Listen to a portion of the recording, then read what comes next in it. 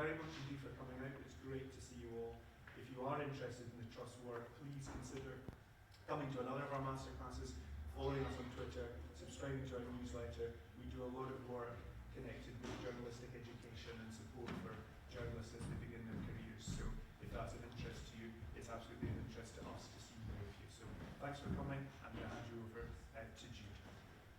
Thanks, David. Welcome. And yeah, how to have a career outside London. Why did they ask me to chair this? I don't know. I'm sure I'm still in the middle of having my career outside London. I think it's going okay because I've been doing it now for 20. I'm not very good at maths. Better at journalism than maths. Around 20 years. I started as North of England correspondent in 2006. So I've been based in, between Leeds and Manchester, currently in Media City and Salford, for much of that time. And I'm very enthusiastic about having a career outside London. I've only ever worked in London for the odd stint here and there. I've never actually been based there long term. So I fully believe you can have a career and enjoy a career elsewhere around the country. I'm hoping the panel are going to agree with me. I think that best you can see on the screen who everybody is, but the best thing probably is to start by everyone introducing themselves. And what I'd really like as well is if you can just tell the audience a little bit about where you currently work. So we've got some background on kind of who you are, but also what you're doing and where you're based. So should we start with Sallie? Okay, thank you. I have also had quite a long career in the north of England. I did a couple of years working in London right at the beginning of my career, but for the last 25 years I've been in Leeds or Manchester. 20 years of that was in production, in factual programmes, and then for the last 5 years I've been a talent executive at True North Productions, which is the largest unscripted indie in the north of England. Basically what a talent exec does is, if you don't know, so apologies if I'm pointing out the obvious, is I staff all of our programmes. So when they're commissioned, it's my job to find the people to work on those. And also I spend a lot of my time meeting talent, making connections and forming relationships so that when we do get those big commissions in, I kind of know who the people to go to make them. I would say that the majority of people that are working on our programmes are freelance, so that's quite a fast-moving market. And you're based in Leeds? Yes, based in Leeds. We've got an office in Holbeck, but we also have an office in Manchester as well. And you live in Yorkshire? I live in Ilkley, yes. Yeah, just a short train journey away that I get every day, and I can be in the middle of the day or in 10 minutes. I feel very lucky. Ciaran. Hello, I'm Ciaran. I'm the Scotland correspondent currently for Channel 4 News. So I live and work in Glasgow, but I started off in Wales. I'm Welsh. I had 5 years at the BBC in Wales. Then I was North of England correspondent for Channel 4 News for 5 years, and I lived in Manchester and Warrington before we actually set up a new bureau in Scotland. We hadn't had one for a while before that, so new office, new team, and I was the Scotland correspondent that launched that bureau, and so my day-to-day is covering the big stories in Scotland. There's been a big one recently that's kept us busy. Do a bit of presenting as well, mainly out of London. We've got, obviously, you probably know a little bit about our setup in Leeds. Channel 4 News has a studio and a newsroom in Leeds now as well, so a bit of presenting there and a bit from Scotland as well when it merits it. So, I think I'm very out of London-y. I've had 15 years in different parts of the UK, and we get to do bits and bobs in Northern Ireland and around the country as well. So I probably worked in London for about 3 months out of a career of 15 years. Did you love that? Those 3 months of the tube, the crush? Those 3 months coincided with the Olympics, so I think I chose well. Yeah. Hannah? I'm Hannah. I work for the Sunday Times. I'm based in Manchester. I started my career in local news in the north of England, and then I moved down to London, and I was there for several years. I worked in London, and then I moved back up to Manchester, which is where I'm from, about just over 2 years ago. And that's where I'm based now.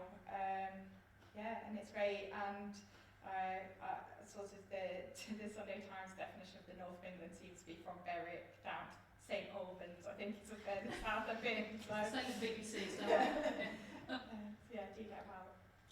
Dino, so Dino's down the line that you may have observed that you glide amongst you. So not currently in the north, Dino. As a Sheffielder, I'm not allowed in Leeds, so I had to bring you down the line this evening.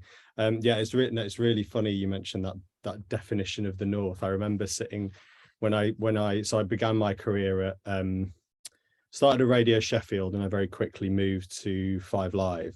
And I remember I was at 5 Live when they were trying to convince us all to move to Salford, and they were like selling us this vision of the north. And I was like, what's the, I was like, the north's a pretty big place. I was like, I know lots of people in Sheffield who won't watch Look North because it's filmed in Leeds. I was like, you can't have this like homogenous view of the north, which they didn't really understand, because they were those bosses who were trying to convince us to move were never actually going to move there themselves properly. So I born and bred in Sheffield. Went to uni there. When I did my postgrad at City University, but I you had to choose where you did your work experience, and I actually thought, well, I'm going to go and do mine in Sheffield because I know the patch and I can probably get some good stories. And then off the back of that, I got offered a short-term contract. So that's where I started my career, and I was at the BBC then for 14 years. Went to 5 Live, then I went to Westminster, dotted around the place, and eventually about 5 years ago I set up the kind of the news podcast operation, and launched Brexit Cast, and then Americast, and various other podcasts. And then I left last year and set up my own production company, Persphonica, podcast production company basically. And I am currently at Global HQ in Leicester Square, and this is our studio for the news agents, which we launched a few weeks ago, a new daily news podcast with Emily Maitlis and John Schofield. And ultimately, yeah, my aim is for Persphonica. We're less than a year old, but my aim is for Persphonica to have its main base in Sheffield, and we're kind of currently looking at options of where we might be based, and how that's funded, and what we can do with a base in the north that is more than just a postcode, and it have a meaningful presence in the city. But at the moment, I'm stuck in this hellhole that is London, trying to desperately get out. Thank you for that ringing endorsement of our capital.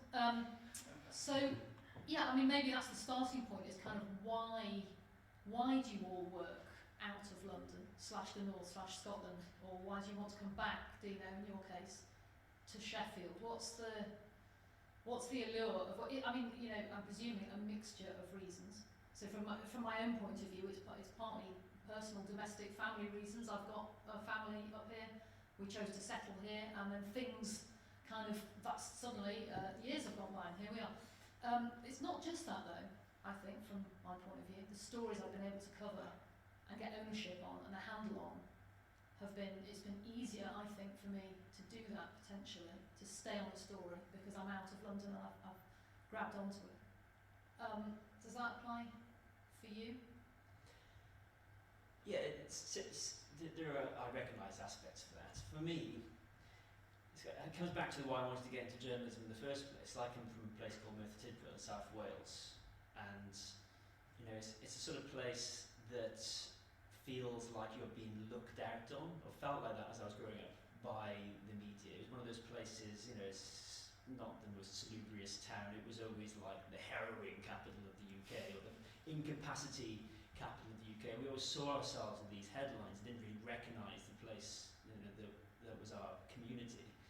And so when I sort of started thinking about journalism, I actually wanted to go out and do better by towns like the one that I grew up in, and find stories that gave people a voice. And I didn't want just to be sucked into where everyone else was, where the expectation was that you would go. And perhaps it would have been easier to ascend more quickly in London because there are just more roles that you can hop around between. But from a kind of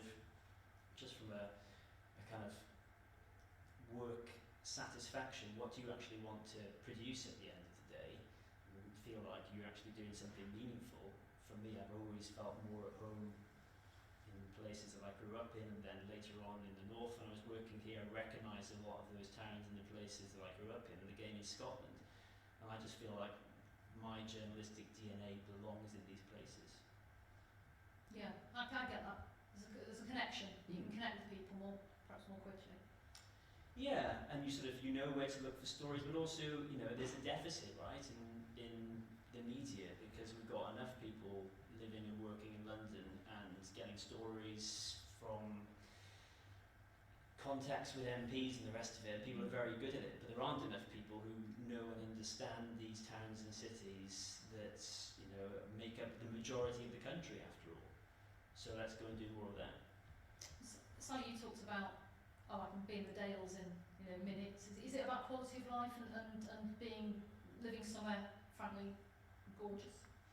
Yes, I think that is part of it, and of course there's always the trade-offs to make in terms of where your life is and your family, etc. I'm not actually even from the north. I'm from Essex,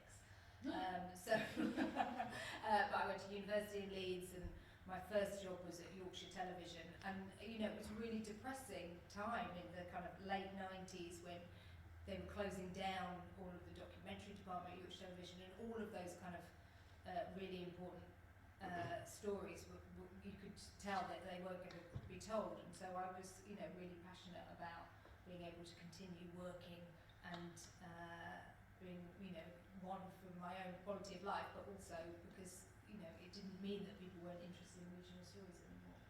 So I think it's a mixture of both. And Hannah, you've worked in London and you're up here now, and Dino, you're kind of down there but hoping to be back. So I guess it's the same questions for both of you. You can give us a comparison in a way perhaps the three of us are less able to. Why did you come back north, Hannah? Well, I have a confession, it wasn't actually my choice to come back. So that's legit, that happens.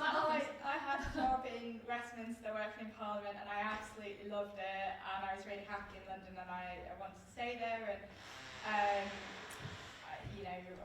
had a life there which I loved, but I was made redundant during the pandemic. I worked for BuzzFeed News, and my whole team was made redundant. And I applied for this job at the Sunday Times, which was supposed to be in London. It was a general reporter job. And I had some very sort of foresighted editors, and at the interview they said, would you, they asked the sort of standard question that you get, what can you bring to our team and what can you give us that's a bit different. And while I was at BuzzFeed, I did, when I was a general reporter and sort of during the general elections, I worked on 2 general elections there, and I was bringing in a lot of northern stories just because that's where my contacts were, that's where I was from, that's where I worked in local news. And so I mentioned that in the interview, and they said, well, would you be willing to be based up there? And I didn't have a job, and I really wanted this job, so I was like, of course I would, that sounds great. And then they offered me the job, and they did want me to be based up here, and I wasn't very happy about it at first, but I really love it, and I've since turned down another job, 2 other jobs back in London, because it was absolutely the right decision, even if it wasn't the one that I wanted at the time. And the thing for me is just the scope and the breadth of stories that you get to work on. So I don't know what it's like in broadcast, but in print, all the best stories are kept by the specialists who've been there for 20 or 30 years, and you don't get to work on the BuzzFeed. I was on politics, so I did get to do politics stories, but if you're a gen rep, you don't get to touch the politics, you don't get to touch the investigations, you don't get to do any of that. But if you're in the north, you get to do all those big stories, and it's just great. I've worked on, if there's a politics story up here, if there's by-election, I'll be able to do that. I've worked on some fantastic investigations and things like that. So and that's why I want to stay up here. And as well, I've got family up here. There's a really nice sort of group of national journalists who are based in the north, in Manchester. And I've sort of built that life myself again, and now I wouldn't change it. Dino, why think about setting Correspondent up or moving it to Sheffield when you're established? Not really established yet, to be honest, in terms of we don't have a base. For me, it's absolutely imperative for the future of of the media, really, that we basically make it attainable for people who come from different social backgrounds and different places in the UK to enter the media without having to go down to London to get any meaningful experience and then eventually to get a job. And I think, to be honest, overwhelmingly that's still the case. Certainly if you want to work for any of the big, the big broadcasters and journalism, or papers, I think that is still predominantly the case. And I think that leads to, and we see it if we're really honest and we look around our newsrooms, and when I've been hiring people for jobs, even for, these jobs here, there are certain people who can afford to, maybe because their families live in London, or their families could afford to send them down to London to do free work experience or even paid work experience placements. But like, just look at the rental crisis in London at the moment. It's unaffordable. If you are on, if you're getting paid, less than 200 quid for a shift, or 30 grand, and you have to rent a flat, you don't have much left really. So to do that by yourself, if you're from a working class background without bank of mum and dad or any connections, I think it's really, really difficult.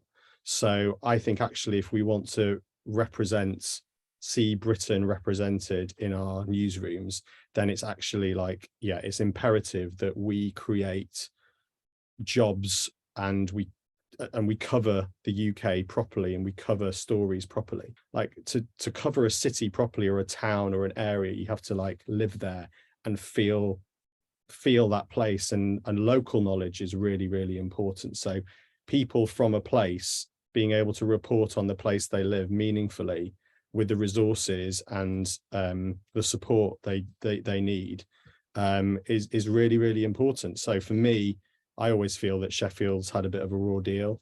I think it's a huge news patch, but actually if you look around the city, it's basically got like BBC Radio Sheffield, which is a tiny operation. Look North mostly comes out of Leeds, which is great, and obviously another huge patch.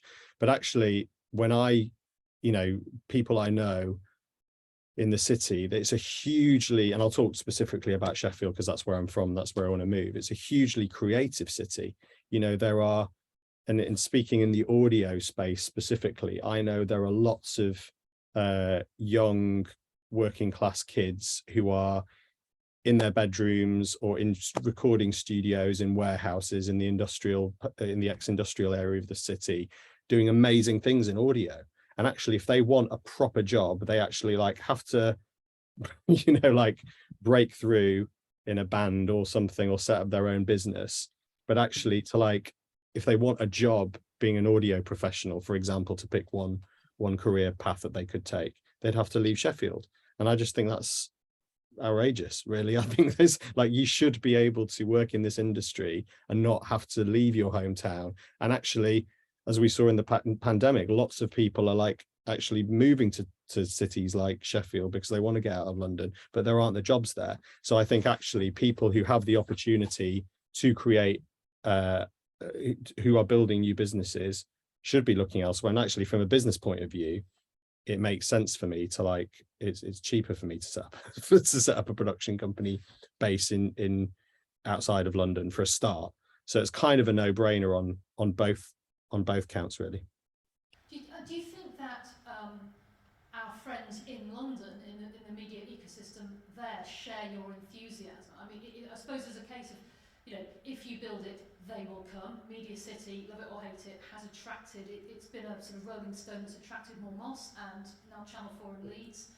I don't know whether all of you can chip in here, whether you feel that now, the North is much more firmly established as a media centre than it used to be. Does it still have some way to go? I mean, Sallie, in terms of sustaining a talent base up here, are there enough people now in the north of England? Have there always been? Maybe you don't see a problem. Maybe does it change? Does it fluctuate? Yes, it definitely fluctuates, and it has been a massive period of change. I think that there is a talent crisis throughout the whole industry, throughout the UK. So I think that's the place to start with, in that we we're not retaining enough good talent, we don't treat people right, working conditions kind of work against us to a certain degree, and we're not attracting enough people from diverse backgrounds across the board, and it's quite difficult to bring in new talent. So that's, you know, something that we've got to work on, full stop. But in terms of being able to have a career in the regions and nations, I think, you know, that has changed massively in the last 10 years. Certainly in where, you know, I'm in Yorkshire and Manchester, you know, the arrival of Channel 4 has had a massive effect. You know, we had quite a small talent pool up until that point, and then suddenly there were lots of other companies moving into the area and offering shiny new jobs. They were quite often London companies that were bringing their primetime series, which we hadn't been deigned to make before. So we were kind of seeing all of the work that we'd done to build up that kind of talent pool being kind of picked on, which frankly was a little frustrating, but we kind of knew that that would happen and it would take a couple of years for it to settle down. But what it's actually meant is that it's attracted loads of people. So now we're starting to see new people coming back who, you know, very previously thought that there wasn't the work or the work that they wanted to do, have now been able to come back home, and so more people are coming in. So it has been a real shifting market, I think, and, you know, it will, I'm sure, continue to do that. But, you know, on the whole, it's been a massively good thing because, you know, people can see that there are the opportunities there. What we've just got to do now is, you know, really invest in people and training and make sure that, you know, we continue to have the commissions that make it kind of viable to maintain that ecosystem, because it is, you know, quite a delicate thing. Ciaran, I mean, as the Channel 4 representative here, you know, since the move to Leeds, do you feel as, I know you're not in Leeds, you're in Scotland, but is there more energy around the place generally now? Has it how does the organisation feel now compared to perhaps how it used to? You know, you can only have a career outside of London if there are jobs for you outside of London. So slowly, I think, that's beginning to change. Not probably quick enough, but the fact that Channel 4 has presence in Leeds and Glasgow and Cardiff, and then Channel 4 News has a newsroom in Leeds, that instantly opens up many more jobs that people can have. Because if you want my job, there's only one of those jobs. There's a Scotland correspondent and there's a North of England correspondent. And these are structural issues around the way the news has always been that will take some time to change. You know, why is there not a South of England correspondent? It's because the news is kind of based in London and looks out to the rest of the country rather than the other way around. So by putting a newsroom in Leeds, as we have done, you begin to address that, because then you're looking out from a different place and suddenly perspectives change and you bring in people, as Dino was saying, who are born and bred in the area and come in with their own stories, and that's the process that needs to happen, really. But it's kind of it's getting there. But there's also the kind of rudimentary process of putting a news programme out, and we're not as big as the BBC, so our main presence will be in London for the foreseeable future, because you can't duplicate every single role. So there are structural barriers as well at the same time, but I think things are changing for the better. But ultimately it's about growing that talent base, and if people like Dino are creating jobs, if people like Channel 4 News and Channel 4 creating jobs in Leeds, then that's something that probably wasn't happening 15, 20 years ago, so that's got to be a good thing. Yeah, I mean, Hannah, you very bravely confessed to us all that you hadn't wanted to come, and yet here you are, and you just said you wouldn't go back, or at least you feel that this was the right decision. But, you know, there is that sense in London, isn't there, that looking up out of London, oh, I don't know if I want to live there. You know, when the Bee was moving to Salford, I heard tell of people asking if there was Wi-Fi and Pret, the two kind of cornerstones of civilization, both of which I was able to tell them we had, because I worked for the Bee in Manchester before we were at Media City, but I do recognise what Dino's saying about shipping people up. It takes a long time, I think, for maybe trickle down to happen, for an organisation to seed itself somewhere and then stay there, and to have kind of first generation, second generation staff maybe. Was that your view from London, Yeah, looking out? I think two things that have changed the sort of landscape of the 2019 general election. Basically, I think that was a big thing when a lot of London media realised there was actually a whole country outside of London, and I do think that was really, because I think that was when BuzzFeed then I'd had sort of vague conversations with them, and they'd said, would you want to spend more time in Manchester? And then the Sunday Times again. There is really that sense that there's a whole country outside London. I think it was that the North became more important politically.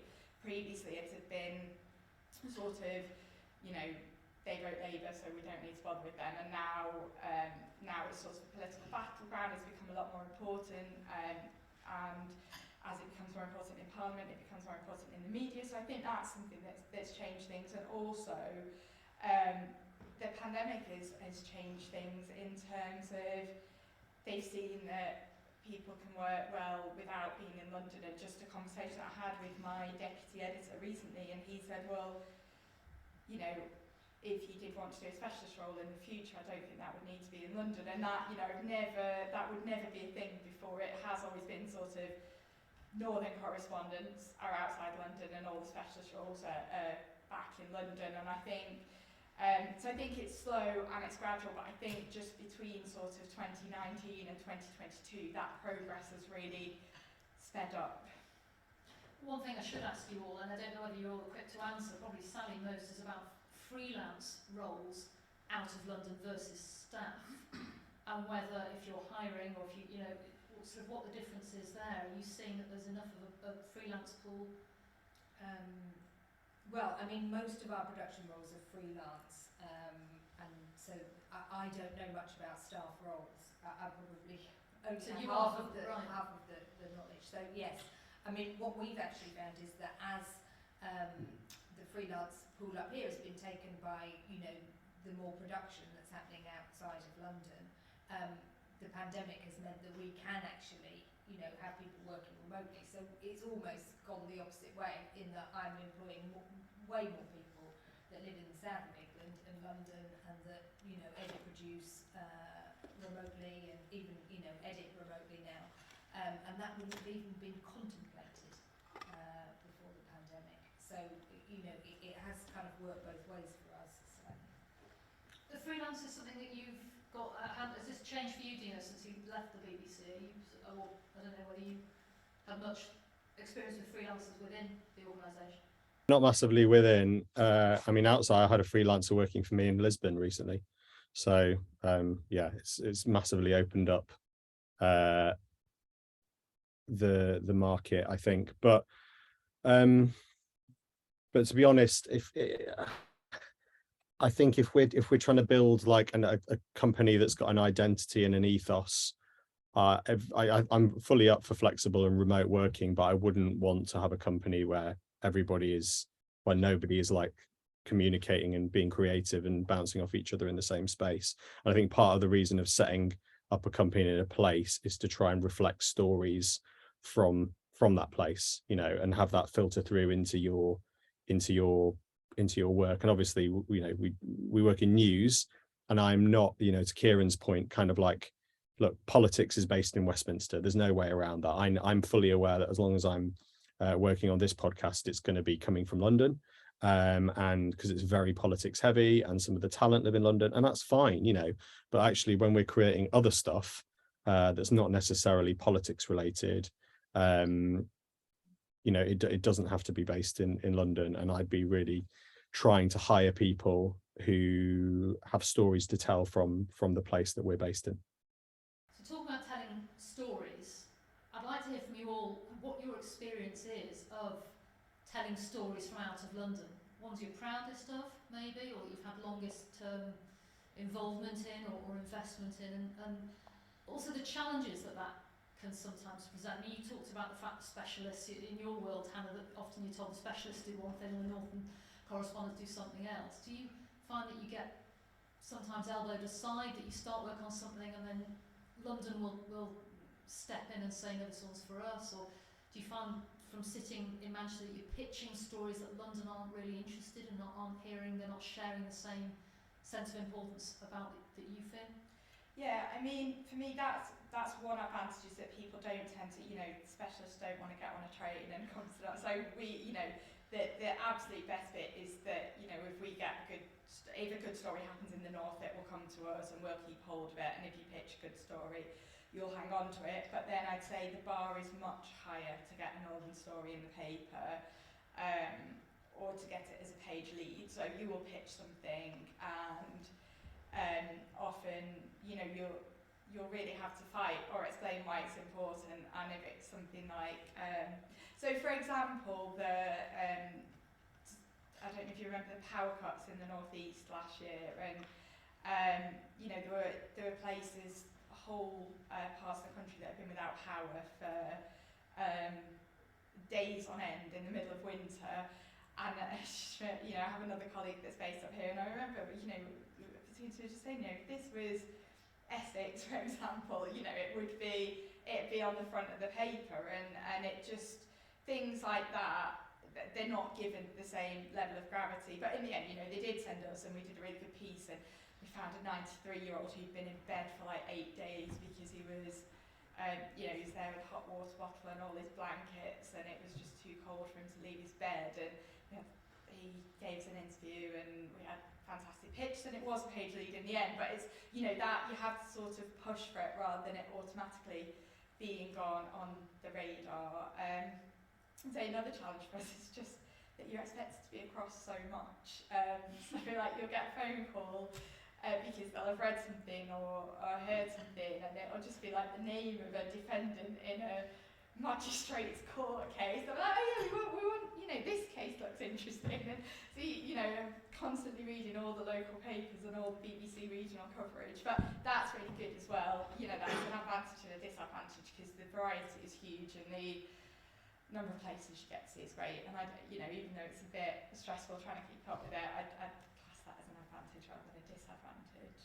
Ciaran, what about for you? I mean, you've had, the advantage of working in several different places, but for long enough to establish contacts there and get under the skin of the place. And did you always feel that the news desk in London, as it was then, would listen? Yeah. Take what you wanted to offer? I think there's a huge appetite for stories from elsewhere in the country, especially if it's sort of original journalism that people haven't seen before, and you can, as you say, take real ownership of something and make a real mark. I mean, I second Hannah's point that the North, when I was working in the North for 5 years, is an absolutely enormous patch, and so varied. You find yourself working on something completely different from day to day in completely different parts of the North. It could be 6 hours apart, and it's incredibly draining to sustain that. And if you think about having just one person to cover that enormous patch, like, there is very little time to develop and originate original journalism because there's just so much news happening. So that was a challenge, and I felt pretty liberated when I moved to Scotland and was able to kind of be a bit more discerning about the sort of stories that I wanted to cover. So day to day, obviously there's a huge political story.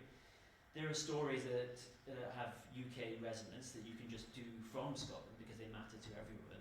And so, for example, we had a lot of joy originating story, not joy, but a lot of success during the pandemic, because that was a story that affected everyone equally, and we could break stories in Scotland that had national importance around care homes. And for instance, we did about 23 consecutive stories on care homes and really kind of led that agenda. But cost of living, that's a story that we've been doing a series from Inverness, because it's as important there as it is down south.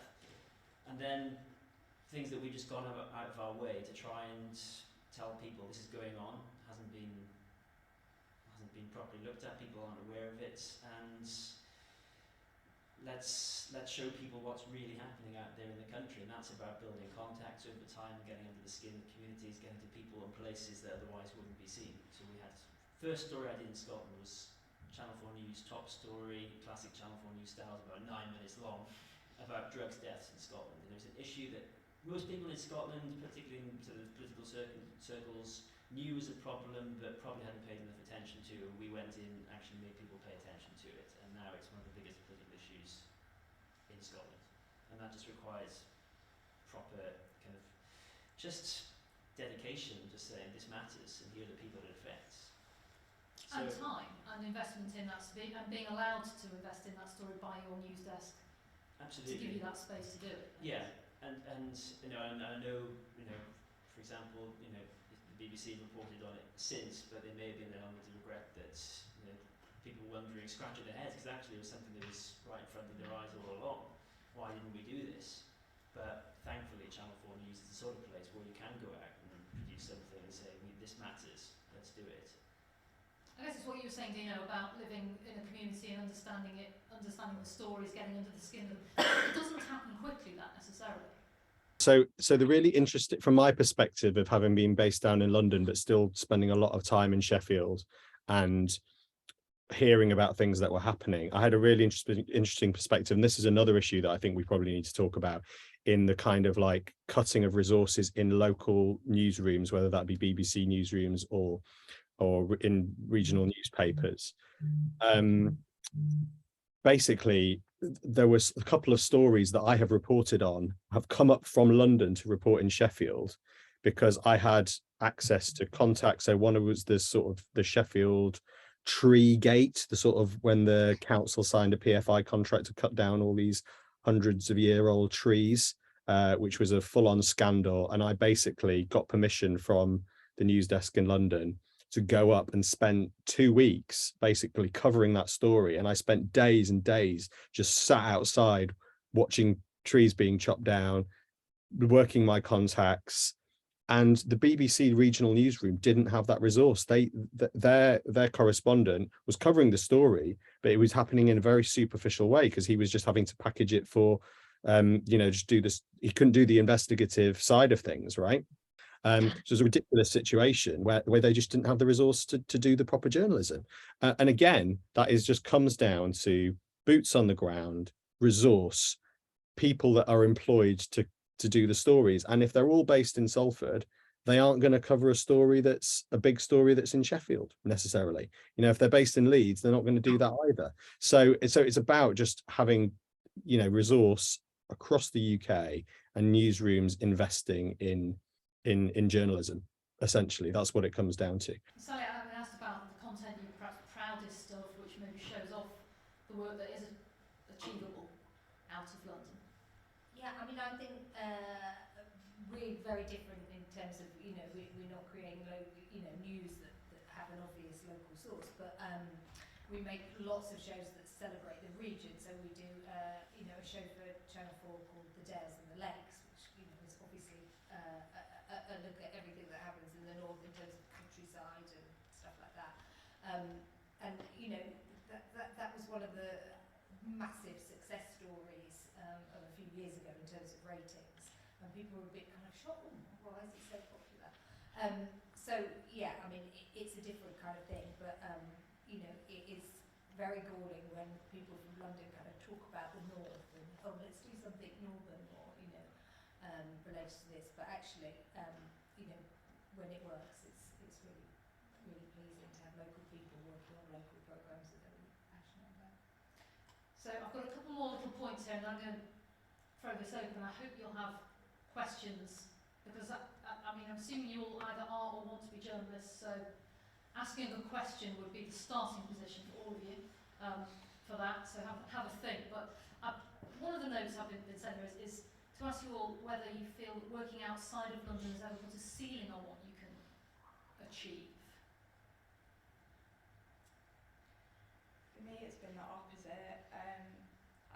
You know, in London, I was in lobby, so you're one of like 300 people competing for the same stories, and you know, you're one person in a big newsroom, and you know, I've been doing this maybe less than 10 years, so relatively junior compared to other people. And moving north has really sort of built my profile, allowed me to do a lot more interesting stuff. I mean, we did an investigation that won 2 prizes this year into a murder in Kenya by British soldiers that was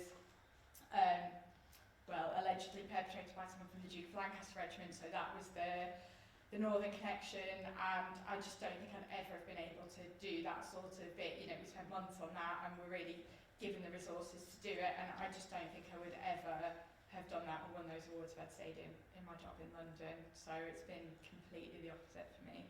That's really interesting, actually.